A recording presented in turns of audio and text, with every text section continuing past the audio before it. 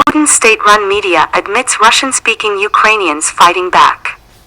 Pundits on the Kremlin state-run television admitted that Russian-speaking Ukrainians are fighting back against Moscow's aggression, despite Russian President Vladimir Putin and other top officials claiming they were invading Ukraine to liberate that segment of the Eastern European nation's population. Putin launched the full-scale invasion on February 24th, drawing swift international backlash. Although Russian leaders reportedly believed that they would quickly take control and be welcomed with open arms by Russian speakers in the country, they have faced fierce resistance. Russia has been forced to substantially walk back its goal of toppling the government in Kiev, instead focusing its military operations on the eastern Donbass region. To justify the internationally condemned invasion, Putin has bizarrely claimed that his forces are working to liberate native Russian speakers from Nazi leaders. In reality, Ukraine's President Volodymyr Zelensky is Jewish and had family members who died in the Holocaust genocide perpetuated by the German Nazis during World War II. Zelensky is also a native Russian speaker, who was mocked by his critics for his inability to speak Ukrainian without mistakes during his presidential campaign. Andrei Siderchik, a journalist speaking on the country's state-run Russia 1, pointed out that the main backbone of Ukrainian fighters in the Donbass region is comprised of Russian speakers and residents of Ukraine's Russian-speaking regions. He expressed surprise, saying, "This is a very interesting paradox." The remarks were first reported by Julia Davis, a columnist for the Daily Beast and the creator of the Russian Media Monitor, who shared a clip of the segment to Twitter on Saturday, with English subtitles.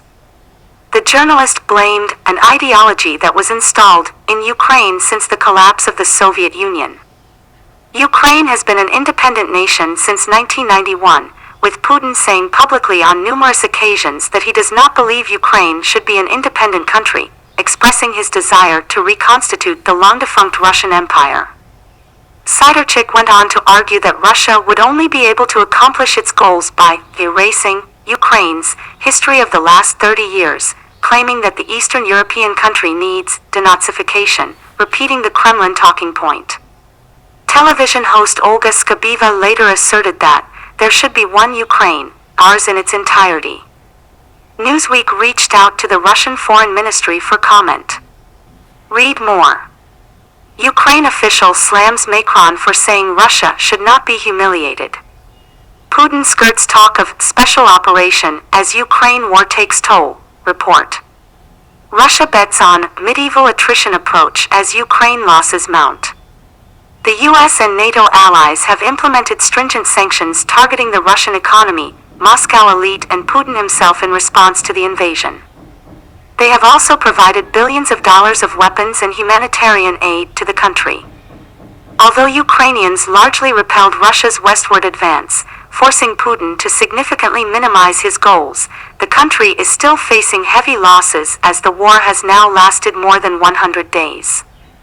Retired Lieutenant General Ben Hodges told the Associated Press in an interview published Saturday that the losses in Ukraine would continue until the country receives additional weapons from the West. This battlefield is so much more lethal than what we all became accustomed to over the 20 years of Iraq and Afghanistan, where we didn't have numbers like this, Hodges, who formerly commanded U.S. Army forces in Europe, told the news service. That level of attrition would include leaders, sergeants.